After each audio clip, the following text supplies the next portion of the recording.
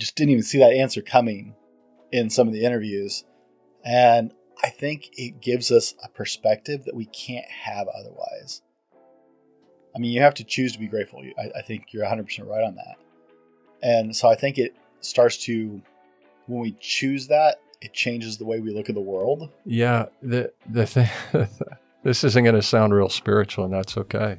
Sometimes the best stuff is the stuff that doesn't sound spiritual. Be better tomorrow because of what you do today. Welcome to the Fallible Man Podcast, your home for all things man, husband, and father. My name is Brent, and today my special guest is Shaun McNay. Shaun was the first interview I ever did on this podcast, and we've come a year around the calendar since then.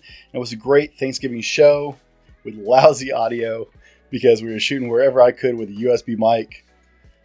Shaun is a husband, a father, a baseball coach, a Minnesota Vikings fan, one of the few, and a pastor. Shaun's also my friend, and I'm excited to have him in our first in-person interview in the new studio. Shaun, welcome back to the show. Thank you very much. It's good to be back. So, Shaun, I told you I'd make this really easy for you and just take you right on the roller coaster. So here we go, right? Take us there, Skid. Now, I actually gave you more of an introduction than I generally do to any of my audience, just because I know you better. But tell us, who is Shaun McNay? Okay. As I drove over here, I thought to myself, I'm an average Joe. Like, you've had some impressive guests on this show. So I'm just going to skew us down a little bit. Who am I? I grew up in Western Montana, the youngest of four boys to Jack and June McNay. And I'm the youngest of four boys, Scott, Reed, Lindsay, and me, Shaun. And my brother Reed is with the Lord. Scott and Lindsay are a couple of my closest friends, but we all live in different time zones. I am a husband. I met my bride 39 years ago. We've been married 37 years, but we met in college. Her name is Diane, and I like to say that I outkicked my punt coverage. I married way, way above my pay grade. Diane is from Salem. We got married in 1984. And I worked at the university that we graduated from for 15 years before making a midlife crisis vocational change, trying to follow the Lord into ministry, and his call on our lives at that point to assign us into pastoral ministry. And that's actually one of the reasons you and I met, because Diane and I came to Quincy 11 plus years ago. We're in our 12th year now of ministry here. I'm a father to 3 adult children, Zachary, Lacey, and Libby. You said that I was a baseball coach. I was for 11 years. Actually, just this year will be the first year that I haven't coached baseball since we moved to Quincy. I stepped aside. Our assistant coach from last year, I felt like was just the heir apparent. I don't make the hires, but I was pretty sure that he could take the baton and run with it. So this will be the first year in over a decade that I haven't coached. I'll miss that, but I'm really at peace about it. I am a hopeless Minnesota Viking fan, but they'll win the Super Bowl sometime, probably after I'm with the Lord in heaven. That's the gist. I'm really thankful to be a husband and father and a pastor, and I'm thankful to be here with you. Thanks, buddy, for having me. Oh, no, I'm glad to have you back on the show, man. It's we've been a long journey to get here, and you've been willing to test the waters all along. And, I really enjoyed our Thanksgiving show last year. I really did. Despite the audio issues that were outside of our control. My mom's gone back and listened to that, and it's, moms have to like things, right? But no, it was a great episode because it actually really helped me become more comfortable as a podcaster. So I really appreciate that on your part. And now we're done with the softball questions here. Okay, baby. Okay, we're going to get into it. Here's the hard one. What is your favorite ice cream? I had anticipated you might ask me that. I like ice cream in general. But if I had to choose one flavor before I went to heaven, I would probably choose lemon cream. Lemon cream.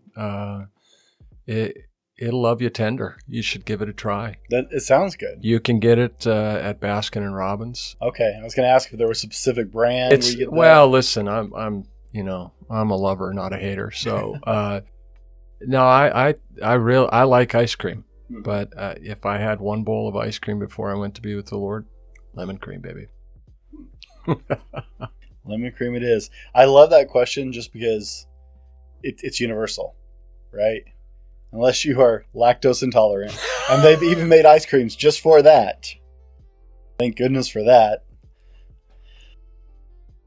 It is all but Thanksgiving. It is upon us. In fact, tomorrow when the show comes out will be Thanksgiving. The day after the show comes out will be Thanksgiving. Yeah. What are you most grateful for Thanksgiving? Oh, man.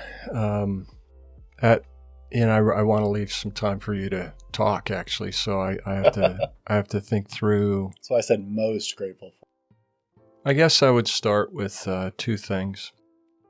I'm 60 years old, and I was 14 when I came to faith in Christ. I was introduced to him before that, but I didn't make any kind of intentional step toward the Lord faith-wise until I was 14. And as you can imagine, that's been it's not been a smooth road.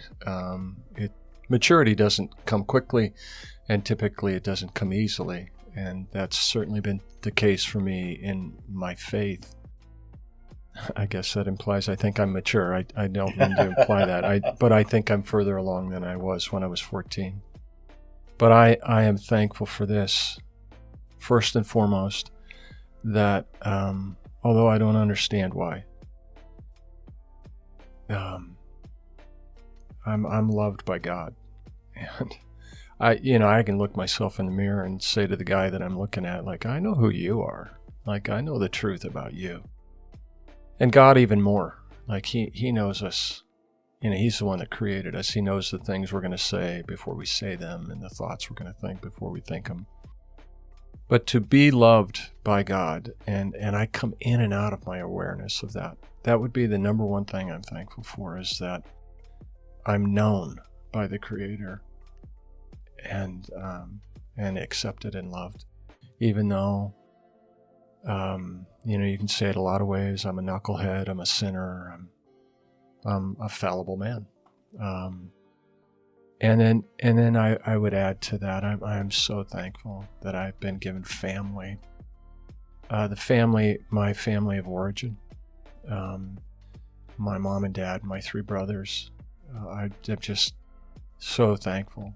They pointed me toward Christ, each of them, my brothers included, and even probably more specifically at times than my parents, impacted my life and faith, encouraging me to take a step in to follow the Lord or to stay the course in it. And from my family of origin to my immediate family with my bride, Diane, and our son, Zach, and our two daughters, Lacey and Libby. Brent, I don't know what life would be like. I think I could have life without them, but I'm glad I've had them in my life, and my greatest earthly blessings. So I'll stop there, but you're fine. That's enough to chew on, I guess. You're fine.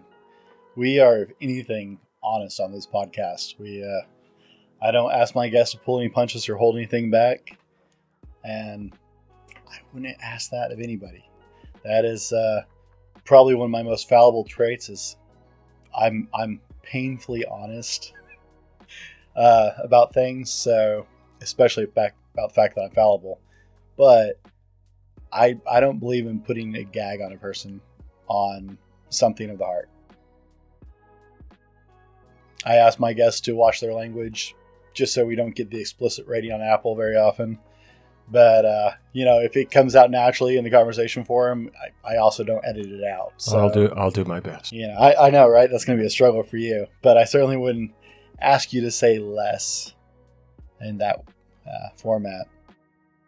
So on Monday's live stream, we talked about the definition of the word appreciate and how it actually is a multi-step process that builds on itself. Now, for visual representation, and if you guys are listening to the show, there is a video version of this show, and I apologize, but I brought this so Shaun could see what I'm talking about in case he missed the live stream. So there are 4 definitions of the word appreciate in the dictionary, and they actually go in this order. It's to understand fully, to recognize the full implications of something, to recognize the full worth, to be grateful for, or to rise the value. Now, one of the things that I talked about in the live stream Monday was this is actually like just fully developed appreciation. The definition actually builds on itself if you want to get the full version of the idea of appreciation. To the point where, so it works like this. Step 1 is acknowledgement. I see it. Step 2 is understanding. I get it. Step 3 is thanksgiving. I'm grateful for it. And step 4 is increasing in value. I will try and grow and tend it. Now, like I said, the definition stacks on itself, and it's, to me, instead of 4 separate definitions of the word, it's the full process of truly appreciating and being grateful for something. You want to share any thoughts on this? Well, number one, I thank you for the etymology of the word. That's helpful. I love that, the idea of it stacking. And it seems like the word that comes to my mind is going deeper in this step number 2 of understanding it. It's the thing that sticks out to me most is in step 4, I will grow and I will tend it. That idea that it just adds to the concept of us being stewards. Like we're not owners of anything, but a biblical understanding of stewardship is tending to it, like you're a father and a husband and you tend to those relationships, not just responsibilities, but relationships. And tending the spirit of gratitude or appreciation, I like that. That's challenging. I wish I could totally claim ownership of this breakdown. Oh, you didn't write that definition? No. I will not plagiarize my friend's work. A friend of mine I met doing this podcast, actually, author Stephen Crane, wrote a book called I Can Appreciate That. And we actually talked about it a little bit when I interviewed him. It is in the prologue to his book. Wow.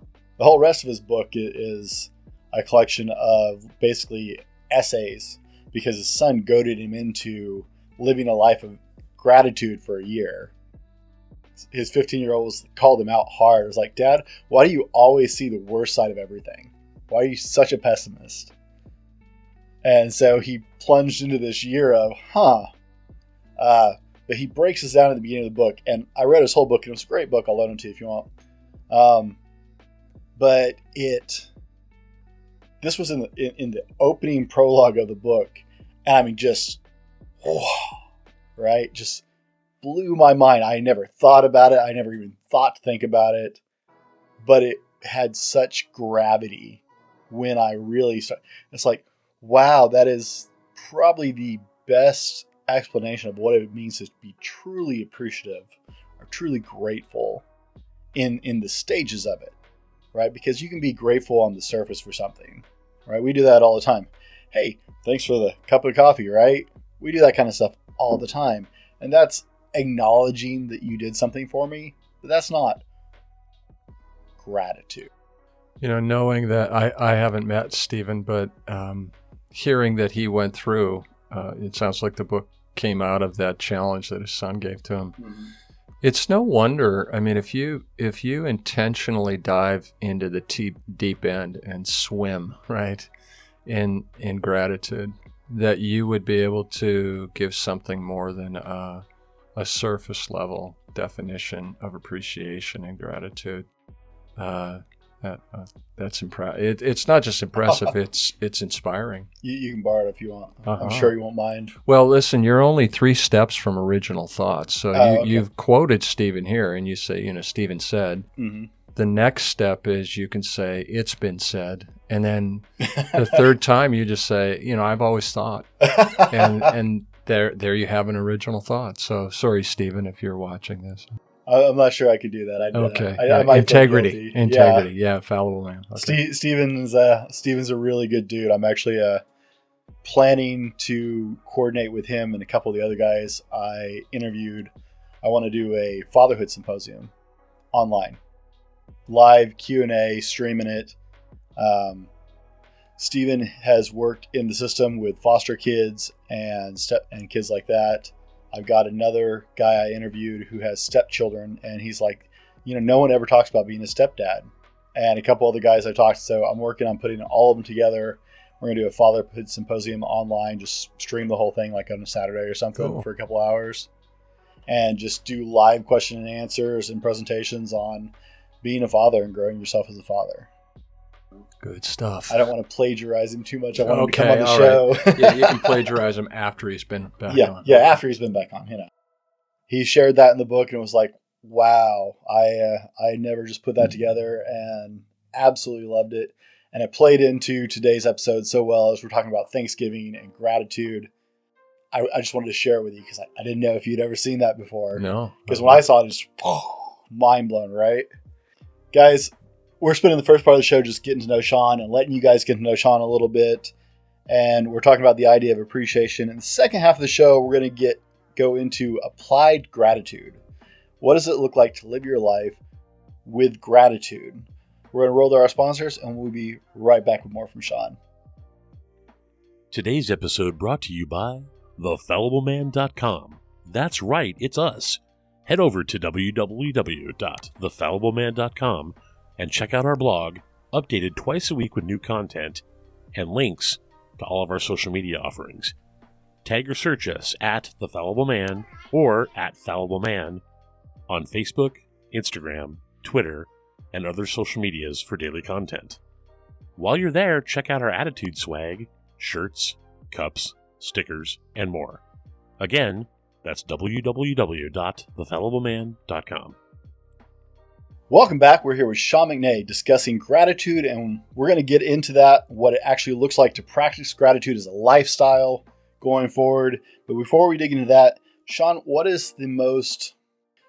purchase of $100 or less in the last year has had the most profound impact on your life?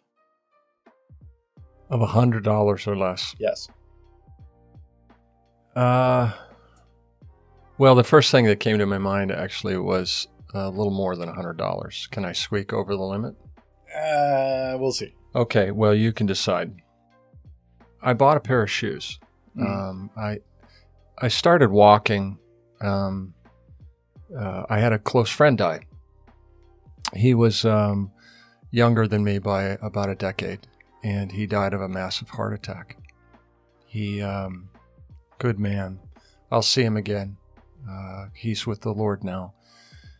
He was a follower of Jesus, and but he was so busy. He was college administrator, executive administrator, and was kind of fully committed in his work, and as well as trying to take care of his family, but didn't do as good a job of taking care of himself, and he was aware of that.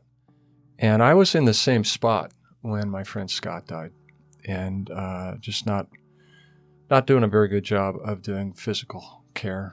And my wife, Diane, challenged me and said, I want you to be around. And that's always a good thing. I mean, that's a blessing when our wives say they want us around. Mm-hmm. So I started walking in July of 2019, and then my daughter challenged me, "Hey, Dad, let's walk the year." And I said, "Well, what do you mean?" She goes, "Well, it's going to be 2020. Let's walk 2,020 miles." And I said, You're insane. You are insane. No, I'm not going to do that. And this was a couple days before the new year, so it was right at the end of 2019, a long time before our awareness of COVID. And don't we wish we could go back there? So she asked me again the next day.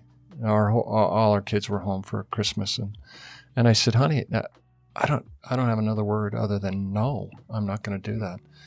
And that night, I went to bed, and this is the thought that I had: McNay, you're an idiot. For some reason, unbeknownst to you, your daughter actually likes you and wants to spend time with you. And here you're saying no. Who gives a rip if you make the goal or not? Just say yes and go walk with her. So that next morning I came out, and I think it was New Year's Eve day, and I said, "Lacey, I'll do it." And she was like, "What? You will?" And so we started doing it, and we get through January, and it's about 5 miles a day, and I thought, I don't think I'm going to make this. We get a 5 weeks in. She goes, "Dad, I'm just so busy. I don't think I can keep up." And I'm like, "Oh, so you get me hooked, and then you drop off." So I kept doing it, and one thing led to another, and I was at 2020 by the end of September of 2020, and I was kind of like just picking up steam, right? And I ended up the year. I thought I made the goal, but I want some total that I can remember. And so I ended up doing 2727. I thought I can remember that number. And I went through several pairs of shoes. And that's a lot of miles to walk. That's a lot of miles. 500 to 600 miles on a pair of shoes is a lot. I got a pair of shoes this last year that was just over $100.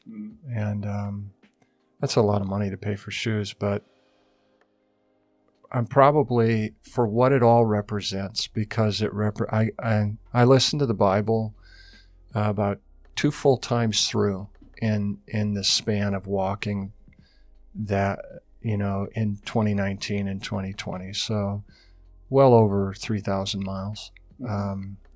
And I listened to the scriptures all the way through twice. I listened to hours and hours of worship music, plus some good teaching and just kind of mindless stuff like we were talking earlier about Louis L'Amour.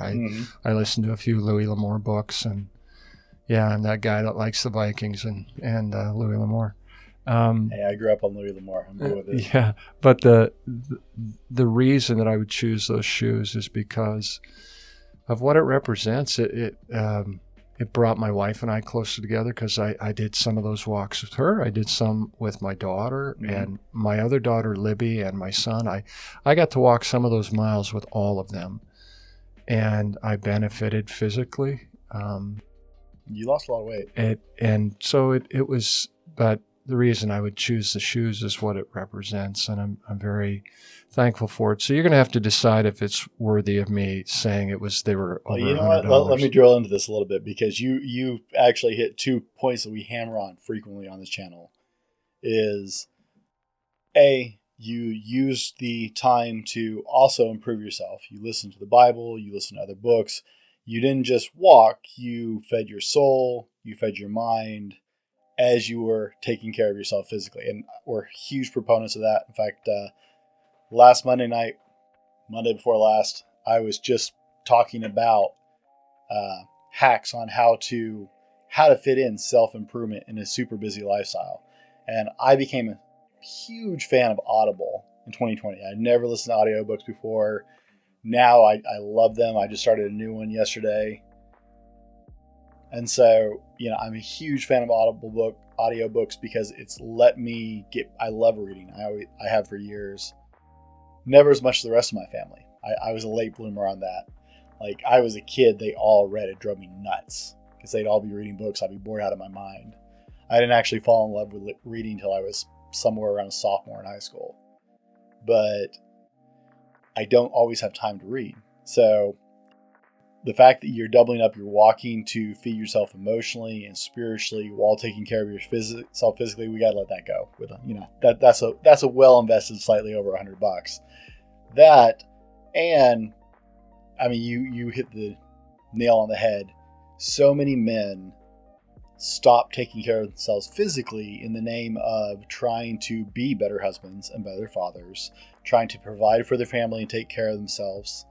I can tell you in the last year, I've put on an extra 30 pounds because I spend so much time working and trying to build out the Fallible Man and work a full-time job and be a dad. I just haven't been going to the gym.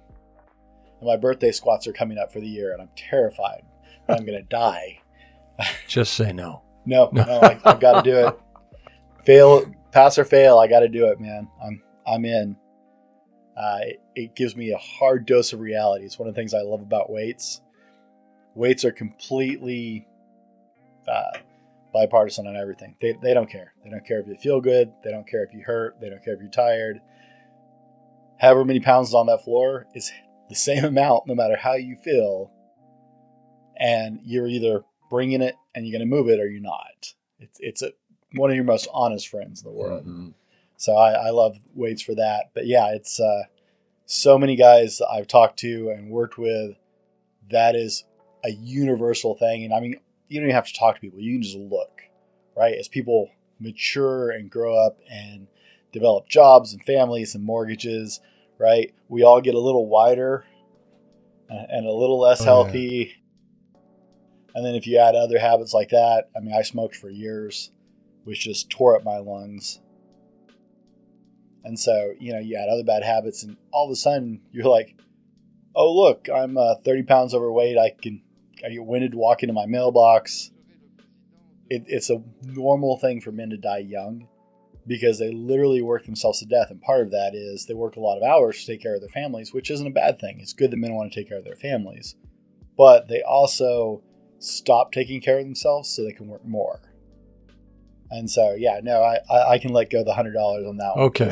All right. You hit two major points that we're really into on this channel. So that was just beautiful. That worked out nicely. Thanks, buddy. It's like you listen to the channel or something. Yeah, actually, I do. I'm a that subscriber. Wasn't planned. I'm a subscriber, so I'll just say to the guys that are watching, subscribe and like and comment. Come on into the fellowship. Do the social media thing, man. Share us with your friends, and to all of our podcast listeners, I'm just grateful for you guys taking the time and spending some time with us as we keep digging into gratitude in this Thanksgiving week. Now, here we go. Deeper questions. That was a fun one. I like to lighten it up a little bit here and there. In the past year, since you and I did this before on Thanksgiving, I've made some upgrades, obviously. I've gained some experience in the fact that this is my 70th published episode. I've now done 70 episodes that are published, not counting the ones I haven't released yet. I've had an incredible opportunity to interview a lot of really incredible people over the last year. People who are successful in their own rights in all kinds of professions and industries. And it's been my experience that one of the few things that everybody seems to share who's really successful and on a path that they want to be on is all of them have the same outlook that gratitude is a foundational part of life. That, I mean, from a real estate mogul, multi-million-dollar real estate mogul, to a dating coach, all of them seem to agree that gratitude is just a foundational pillar of being successful and healthy in life. So what do you think makes gratitude so pivotal? Oh, that's a great question. Well, I'm going to go back to what you said about the weights. They're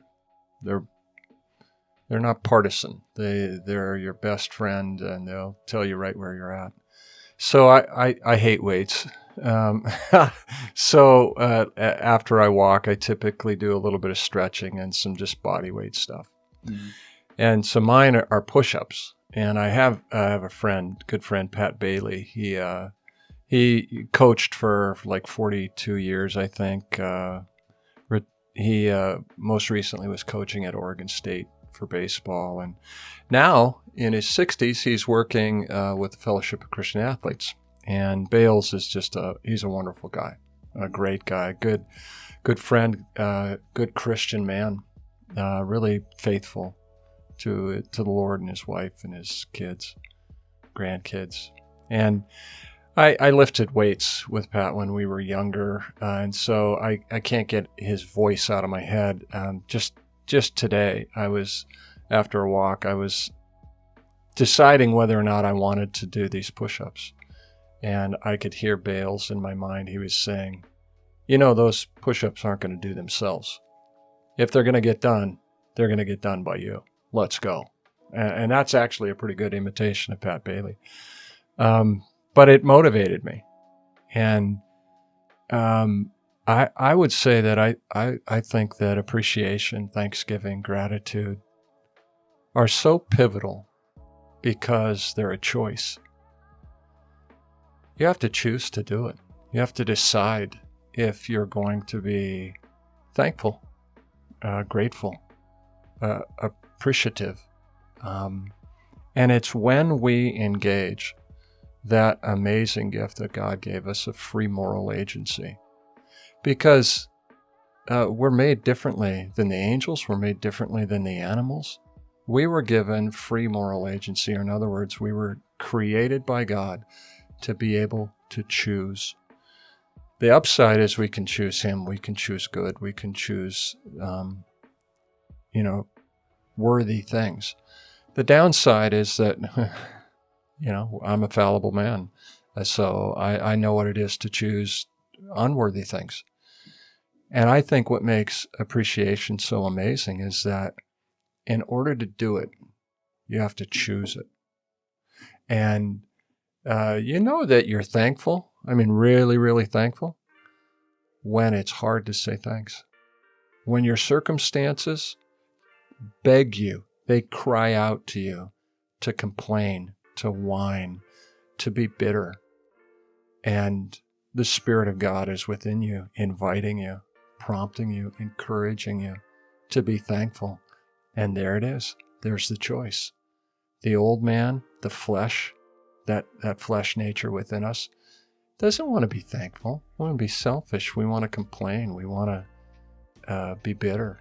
And the Spirit of God within a man invites us to choose this way. It's the road less traveled. But if you choose it, you're going to find that it'll come back to you, pressed down, shaken together, and spilling over. So that's my thought. I think the power of it is that it's a choice, and when our thanksgiving is directed toward God, it's worship. I think that gratitude gives you a perspective that you don't have otherwise. Yes.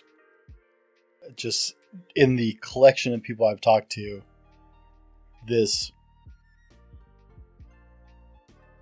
is such a diverse group of people, right? If it was, say I was doing the show and I was only talking to, professing Christians, right? Then you would expect that of somebody. I've talked to some really colorful characters, and I would never judge where they stand with God. But I've talked to some very colorful people, and some people have had just train wreck past and come back around, and other people are still in really unique journeys on their own right now. But this diverse group of people all just sat there and was like, gratitude is so important. Over and over again, from one person after another, it's like, I just didn't even see that answer coming in some of the interviews. And I think it gives us a perspective that we can't have otherwise. You have to choose to be grateful. I think you're 100% right on that. And so I think it starts to, when we choose that, it changes the way we look at the world. Yeah, the thing, this isn't going to sound real spiritual, and that's okay. Sometimes the best stuff is the stuff that doesn't sound spiritual. That great theologian Jimmy Buffett once sang that the song "Changes in Latitude, Changes in Attitude." Gratitude is like that. When we choose gratitude, our altitude changes, our attitude changes, our position changes when we choose to be grateful. And again, not all gratefulness is directed toward God, but the gratefulness that is directed toward him is like, that's like a 2-second layer of your favorite cake. It becomes worship. He accepts it as worship. Here's a question. Can you be truly grateful and not have a reaction to it? Right? Can you truly say you're grateful for something without it causing a reaction? Whether it's I'm not saying like you jump at somebody and be like, oh, thank you. Just, can you truly be grateful and not have some kind of mental and emotional reaction? Well, the first place my mind goes to is I have some friends whose son drowned right just after his 18th birthday. And it was unexpected. He was a young man who would just, the world would say, was bursting with potential. He was truly the kind of person that lights up a room when he walked into it, and was just a joy and kind of the center of the universe to a lot of people. Just a really great guy. And they went through grief, deep, extended grief. And I know that there were times when they chose gratitude, when they didn't feel gratitude. So it was like practicing a spiritual discipline. And I know there were times when there was no change in their emotions. The sorrow, it was a long time before much joy seeped in. So I think it's easy to try to judge whether or not we're appreciative or thankful based on our feelings and what may follow. I think if you practice it, then eventually it's going to overwhelm you. I think there'll be something, this sounds so, I don't know what it sounds like, but there's a payoff. I don't know if the payoff always comes immediately. And that's if you're looking for a quick fix, and somebody might be, well, okay, I'm going to start being thankful. And then they're working through something, and maybe they're in grief of one sort or another. They're just in a place where their circumstances are undeniably difficult. It doesn't mean that you're not thankful or grateful. If you don't get an immediate feeling, I guess what I would say is, I think that will come though. I think there's evidence all around us that says you can't practice gratitude and thanksgiving without eventually having change in attitude, change in latitude, change in perspective. So a long answer to a short question. I think change will come. I don't know that in my opinion, that it'll always come immediately. But we live in such a quick fix culture, right? Where we want it now. We Amazon Prime, we want the article that we ordered before we order it, right? We want it immediate. And, but that's not the real path to change. That's not the path to maturity either. So that's what I think. I think Stephen Crane would agree with you. Some of the stories he told in his book were like, how do you find gratitude in that situation? So yeah, sometimes in the darkest places is the easiest to see the light. I think that's absolutely possible.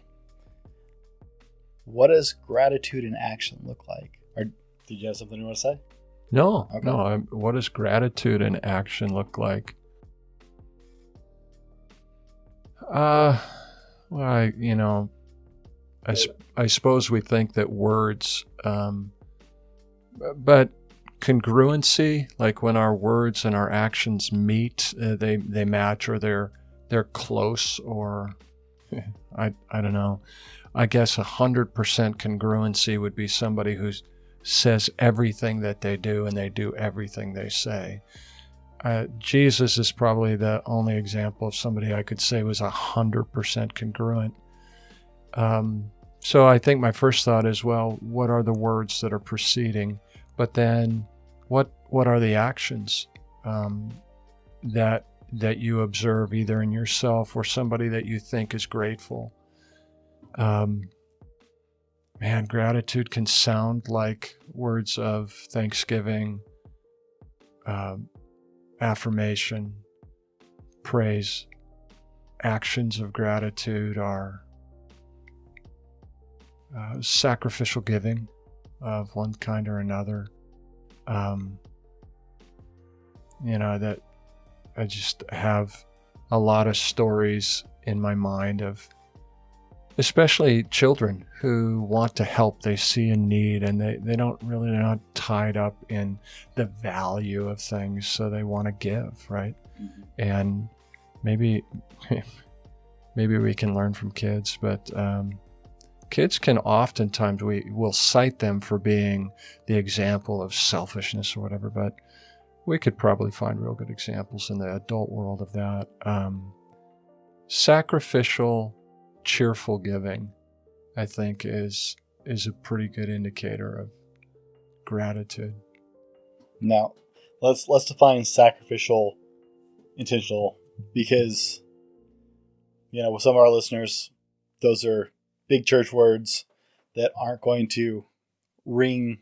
I know what you're talking about, growing up in the church, but those are words that we generally only associate with the church. They don't always translate well for people who haven't grown up in the church. So can we break that down? Sure, you bet. So I think you can tell, somebody could tell whether or not they are being sacrificial in their giving in whatever form it is.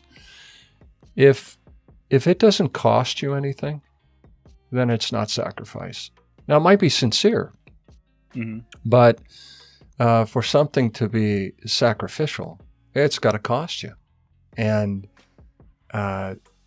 so if somebody gives out of abundance, then sacrifice cannot be judged by the size of the offering, of the gift, what's given. It's based on, did it come out of abundance, or did it come?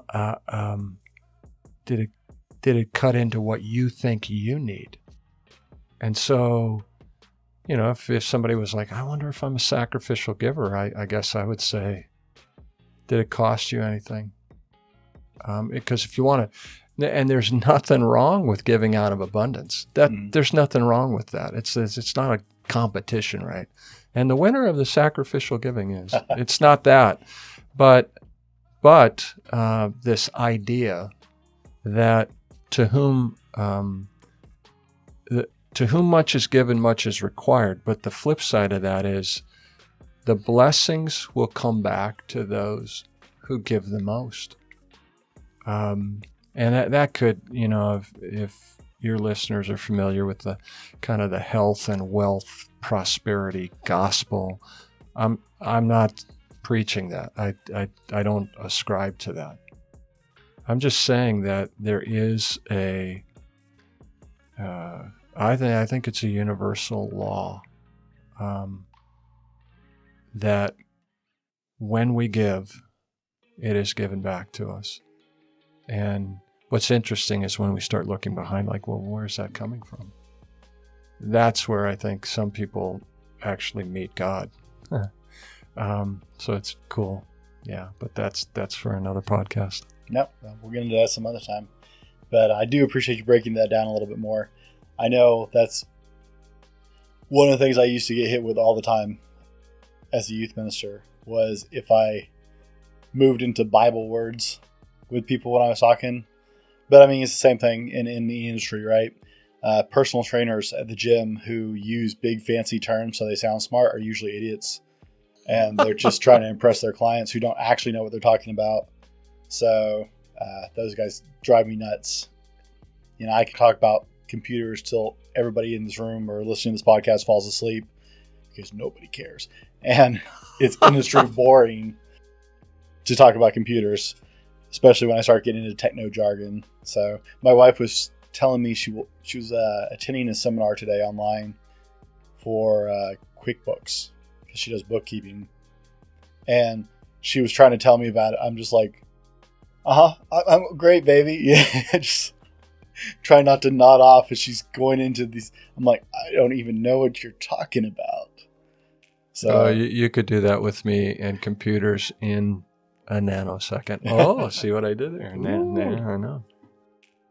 So for anyone who wants to improve their life and start to live a life with gratitude, what are 3 actionable steps towards practicing more gratitude in a person's life that they can take right now? 3 steps to start to live a life of gratitude. To practice more gratitude in their life. Well, the first thing I would say is have a plan.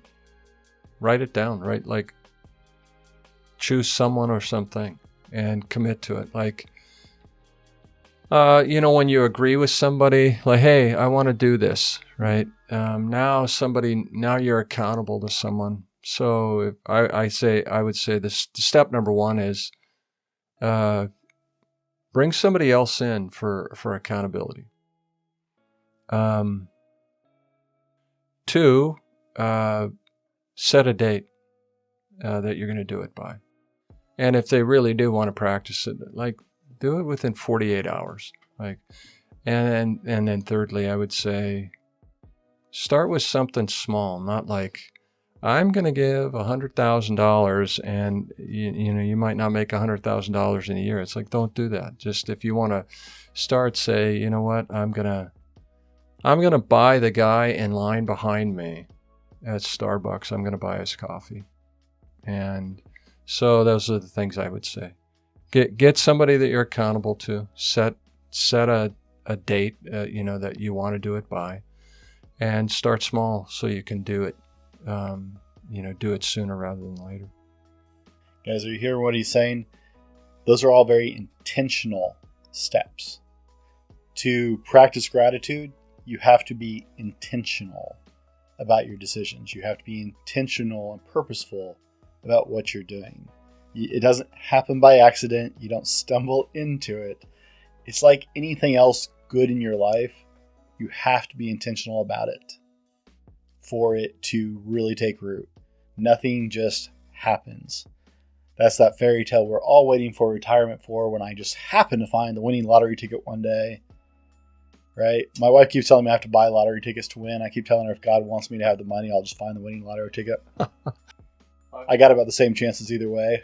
My brother Lindsay, he has a small group of people that he sends out these, what he calls coffee cup sermons. I'll send you one. We get them. It just started with him sending them to my brother Scott and I,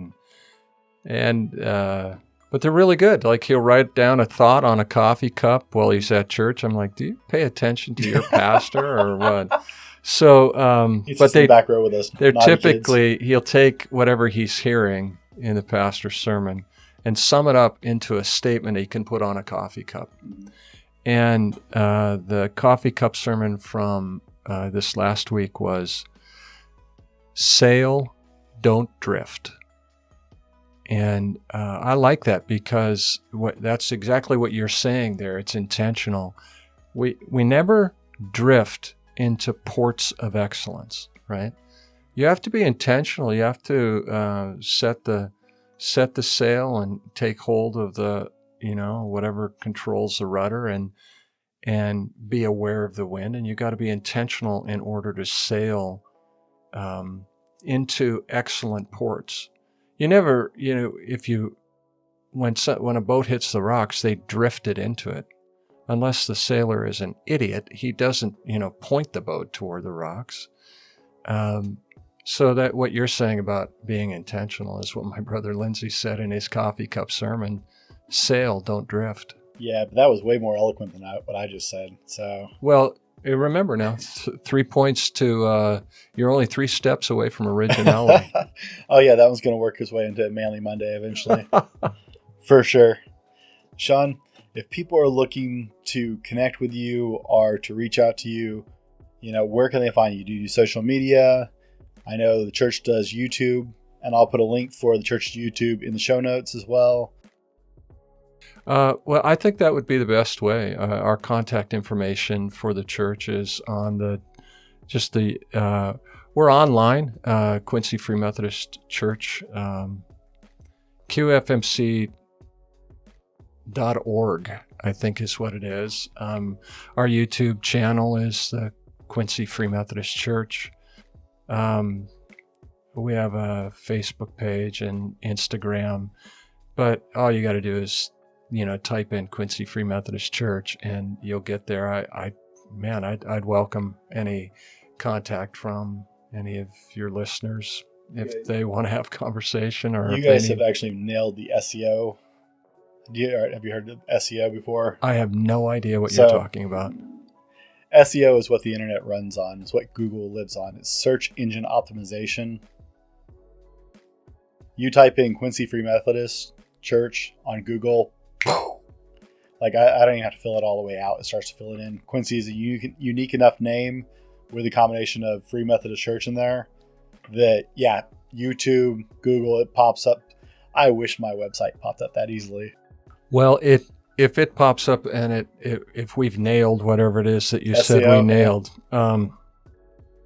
then you can know I had nothing to do with it because I am, technologically just a train wreck waiting to happen. So Fair I'm enough. glad, but thanks, bud. Fair enough. So guys, we've touched on some really deep thinking today.